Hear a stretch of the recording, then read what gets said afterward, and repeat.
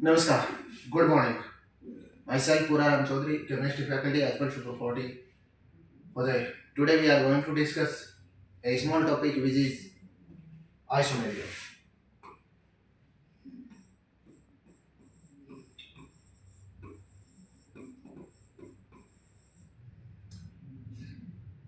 As you know,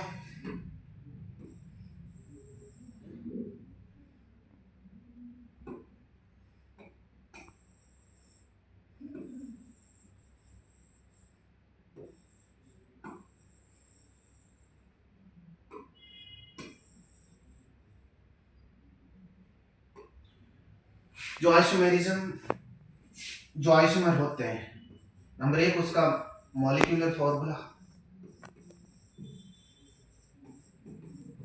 same. और यदि molecular formula same है तो हम ये बोल सकते हैं कि उसका इंपेरिकल फॉर्मूला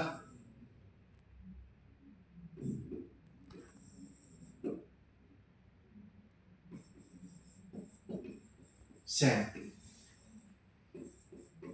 और इंपेरिकल फॉर्मूला सेम है तो हम ये बोल सकते हैं कि जो परसेंटेज ऑफ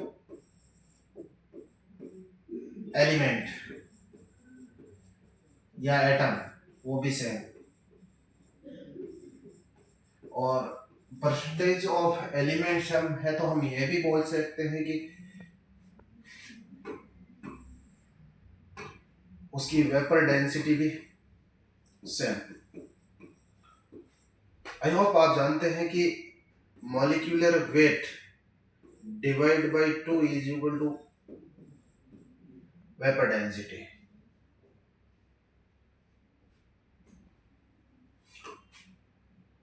थोड़ा आइडिया होगा शायद। नेक्स्ट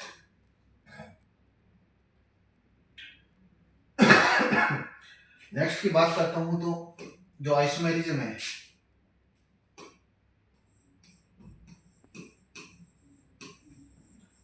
इस आइसोमेरिज्म को दो पार्ट में तोड़ते हैं। पहला है जिसका नाम होता है स्ट्रक्चरल आइसोमेरिज्म, और दूसरा होता है जिसको बोलते हैं स्टेरियो आइसोमेरिज्म।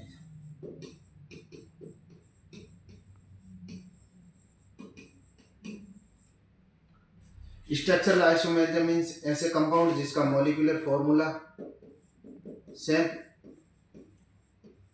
जिसका स्ट्रक्चरल फॉर्मूला डिफर, उसको बोलते हैं स्टेरियो आइसोमेरिज्म। मेनली ये दो चीजें याद रखना। यस। दूसरा है जो स्टेरियो। स्टेरियो के अंदर आपका molecular formula same and structural formula same, but जो डिफर कर जाता है वो डिफर करता है 3D स्पेस, या बोल सकते हैं अपन 3D अरेंजमेंट। जो 3D अरेंजमेंट होता है वो डिफर, तो इंपॉर्टेंट है और कॉन्सेप्ट ये। नेक्स्ट बात करता हूं जो जो स्ट्रक्चरल आइसोमेरिज्म है उसको अपन फर्दर डिवाइड करते हैं, जिसमें पहली निकल के आती है उसको बोलते हैं चेन आइसोमेरिज्म, जिसमें चेन में डिफरेंस होता है। दूसरी निकल के आती है जिसको बोलते हैं पोजीशन आइसोमेरिज्म। तीसरी निकल के आती है जिसको बोलते हैं फंक्शनल ग्रुप आइसोमेरिज्म। चार नंबर निकल के आती है जिसको बोलते हैं रिंग चेन आइसोमेरिज्म। और 5 नंबर निकल के आती है उसको बोलते हैं मेटामेरिज्म। और जो 6 नंबर निकल के आती है उसको बोलते हैं टोटोमेरिज्म।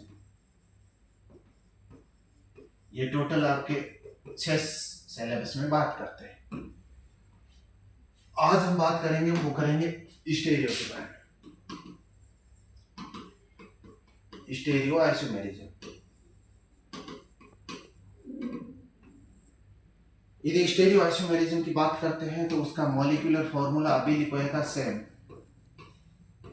जो डिफर करके जाता है वो करके जाता है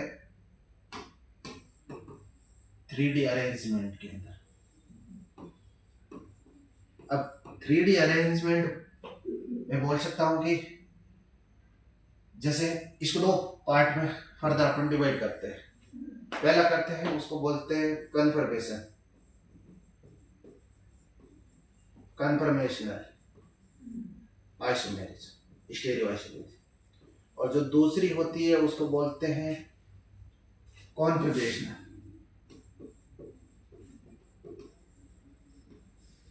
कॉन्फिगरेशनल आइसोमेरिज्म। तो ये टोटल दो टाइप की, first is conformational and another is the configurational. हम बात करेंगे वो करेंगे कॉन्फिगरेशनल की। कॉन्फिगरेशनल आइसोमेरिज्म मींस ऐसी isomerism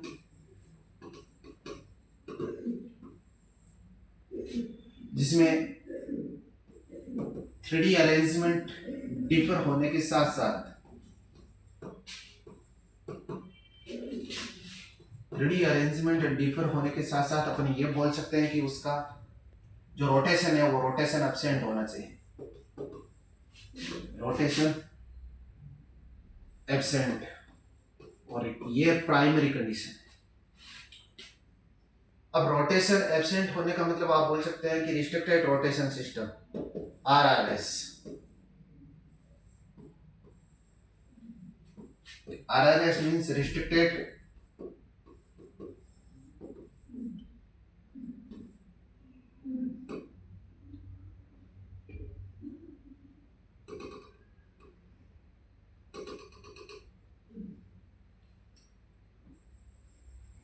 RRS means restricted rotatory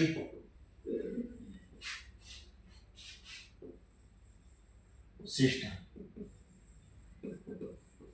Restricted rotatory system means a compound rotate नहीं करना चाहिए। फॉर एग्जाम्पल की बात करता हूं तो डबल बॉन्ड के कंपाउंड जिसका नाम होता है एल्कीन, ट्रिपल बॉन्ड के कंपाउंड जिसका नाम होता है एल्काइल, नाइट्रोजन डबल बॉन्ड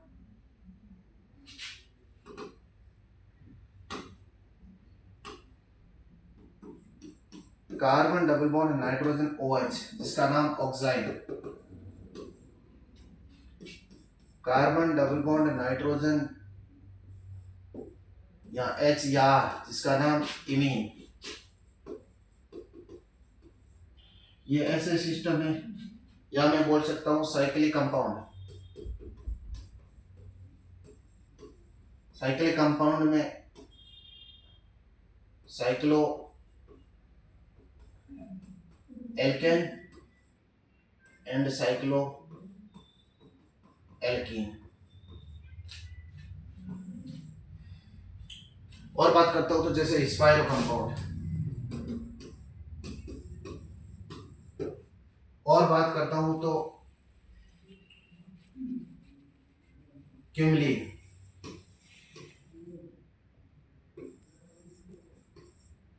और बात करता हूं तो cumulative system.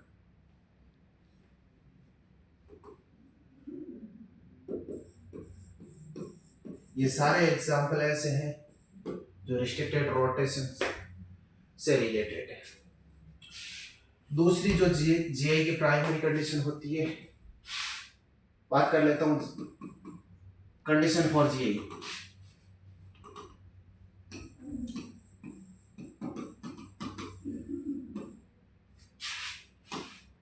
Condition for GI,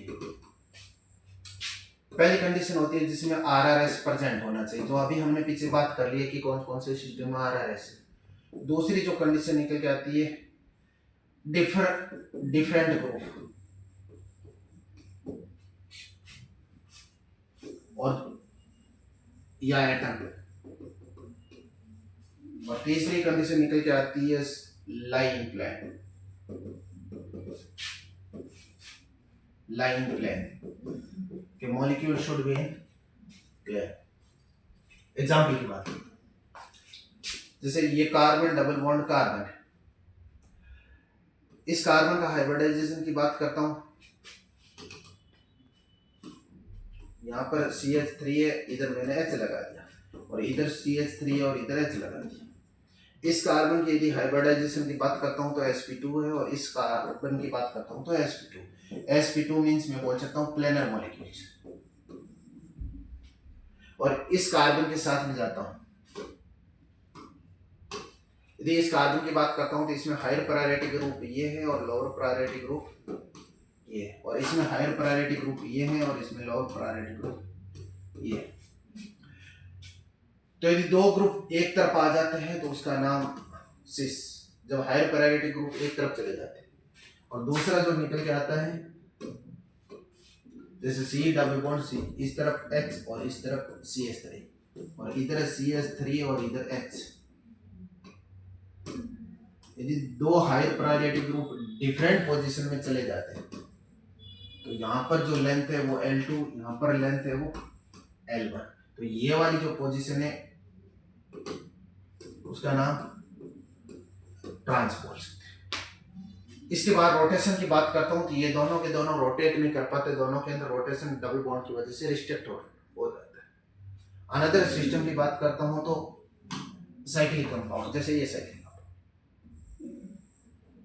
इस रिंग की बात करता हूँ तो यहाँ पर क्लोरीन है और यहाँ पर क्लोरीन है, इस रिंग की वजह से RRS।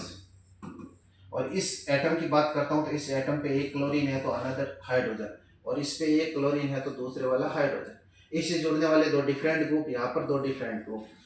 यदि रोटेशन की बात करता हूँ तो यहाँ पर रोटेशन एब्सेंट, तो ये वाले कंपाउंड जिसको बोलते हैं GISO कर सकते हैं। एक और कंपाउंड की बात करता हूँ तो ये जैसे इधर क्लोरीन है और इधर क्लोरीन है, इस रिंग की वजह से रोटेशन एब्सेंट है, इधर अनदर ग्रुप हाइड्रोजन, इधर अनदर ग्रुप हाइड्रोजन, यहाँ पर इसकी वजह से रोटेशन एब्सेंट, GI की पॉसिबिलिटीज बन जाती है। तो thank for watching this video, thank you.